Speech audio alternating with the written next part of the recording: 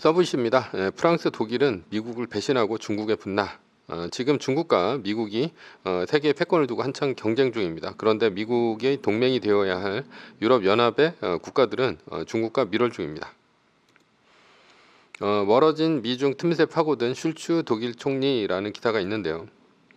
울라프 슐츠 독일 총리가 중국의 시진핑 주석과 회담했다는 내용입니다. 이 기사는 2022년 11월자 기사로 시진핑의 3년임이 확정된 20차 공산당 회의 대표 회의 이후 기사입니다. 이후에 회원국 중 슐츠 독일 총리가 제일 먼저 중국으로 달려갔다는 내용인데요. 슐츠 총리와 함께 간 기업인들은 폭스바겐, 지멘스, 도이체방크 등 12개 기업의 CEO가 포함되었습니다. 슐츠 총리는 중국의 3년임을 축하하며 독일의 기업 세일즈를 하고 왔다는 얘기죠. 그렇다면 이렇게 독일 총리가 독일 기업의 세일즈를 했던 이유는 무엇일까요? 폭스바겐의 세계 수출 비중이 중국이 무려 40%를 차지하고 있기 때문이고요. 벤츠나 기타 자동차 회사들도 크게 다르지 않습니다.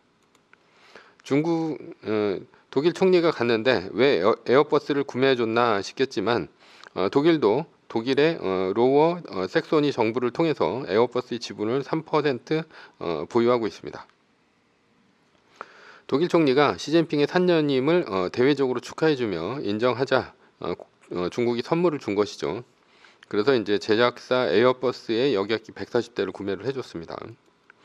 이틀간 밀착 이어간 마크롱, 시진핑 중 에어버스 160대 구매 합의라는 기사가 있는데요. 이것은 프랑스 마크롱 대통령이 2023년 4월 6일 중국을 방문을 했다는 것이고요. 중국은 그에 대한 보답으로 프랑스에 에어버스 160대를 구입했고 프랑스산 돼지고기의 수입 보장과 수출 대응 업체의 중국 등록을 승인했다는 내용입니다. 미국은 중국과 미중 분쟁이 중인데 오히려 이후에 국가 정상들은 중국과 밀월을 하고 있고 중국은 적극적으로 선문 공세를 펴고 있습니다. 그러니 미국의 우방인 이후의 정상들은 미국의 등에 칼을 꽂는 행동이 아닌가 하는 의심이 들 것입니다.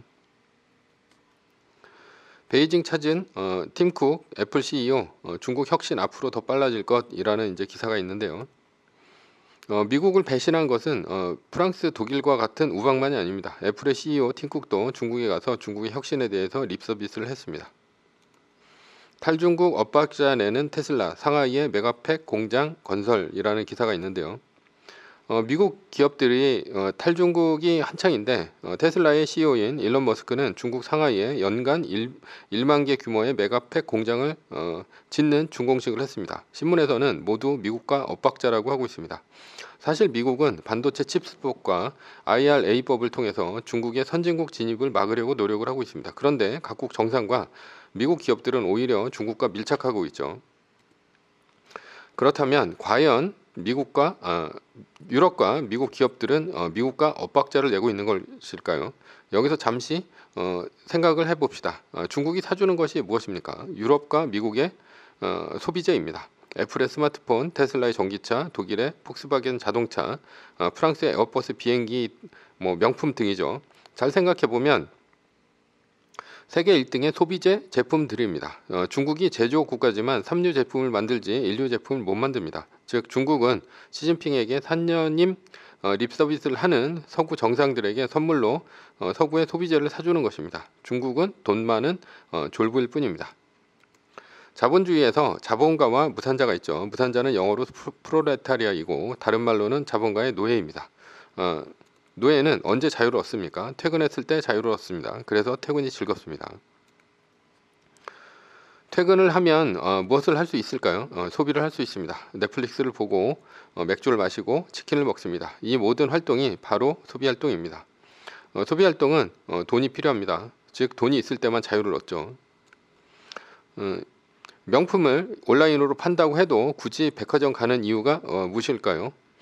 온라인으로 클릭 몇 번으로 명품백을 살 수 있습니다. 그러나 살 때의 즐거움은 없지 않습니까? 이 가방을 살까 저 가방을 살까 하면서 백화점에 가서 둘러보면 종업원이 마치 주인 모시듯 떠받들지 않습니까?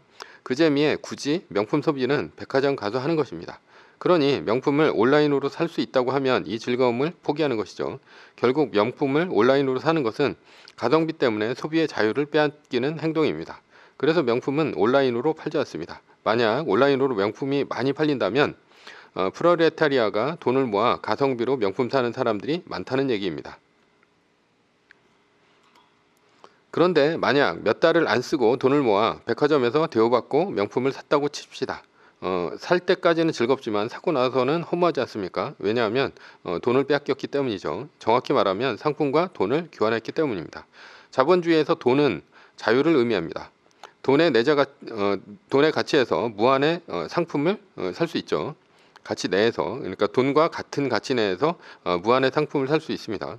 그래서 자본주의에서 돈은 꿈을 꾸게 할 수 있는 도구입니다.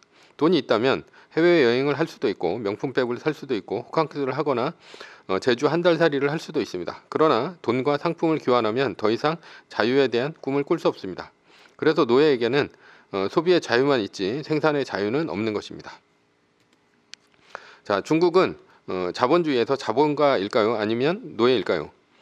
미국, 유럽은 자본가이고 중국은 노예입니다. 왜냐하면 조립, 가공의 저부가가치 산업만을 만들고 있기 때문이죠. 고부가가치 산업은 미국, 유럽이 주로 만듭니다. 명품백, 비행기, 스마트폰, 전기차 등등이죠. 저부가치 산업은 중국의 저렴한 인건비 때문에 가능한 산업입니다. 따라서 인건비가 올라가면 올라갈수록 이런 저부가치 산업도 인도나 동남아시아로 넘겨줘야 합니다. 즉 중국은 저렴한 인건비로 돈을 버는 동남아에게 뺏긴다는 뜻입니다. 돈을 뺏긴다는 뜻이죠. 돈을 빼앗기면 결국 중국은 동남아나 인도나 마찬가지 신세가 됩니다. 그래서 중국은 지금 선진국이 되기 위해 발버둥 치고 있습니다. 그래야 비로소 자본가가 될 수 있죠. 자본가는 소비의 자유뿐 아니라 생산의 자유도 얻습니다.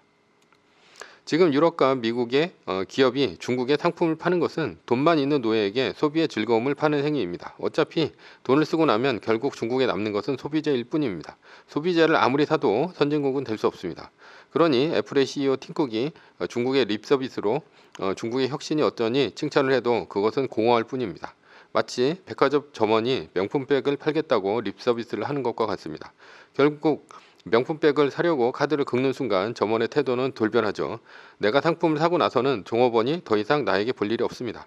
그 종업원은 다른 손님에게 명품백을 팔려고 달려갈 것입니다. 그래서 소비 후에는 허무함을 느끼는 것이죠. 중국은 중국 인민의 인건비를 갈아 넣어 번 돈으로 소비재를 사지 않고 명품백을 만들어 보려고 하고 있습니다. 중국도 알고 있습니다. 인민의 인건비가 올라가는 순간 졸부도 더 이상 없다는 것을 말이죠. 그래서 비싼 소비재를 만들어 보려고 하는 것입니다. 그러나 자본가가 되려는 중국의 꿈은 미국이 맡것입니다. 대신 미국은 중국이 번 돈을 서구 기업에게 얼마든지 소비를 하라는 것입니다. 서구는 중국을 돈 많은 호구로 보고 있습니다. 중국의 인건비가 올라가는 순간 중국은 더 이상 달러를 벌 수도 없습니다. 그러니 소비하기도 힘들 것입니다. 그러면 영원히 서구의 노예가 되죠. 결론입니다. 지금 유럽과 미국의 기업이 중국과의 밀착은 중국의 돈을 소비하도록 만드는 행위일 뿐입니다. 만약 중국이 대만을 침공한다면 미국과 유럽이 가차없이 중국을 봉쇄할 것입니다. 세계에 중국 편은 없습니다. 서구는 중국이 돈이 있는 동안 가짜 호의를 베풀고 있는 중입니다.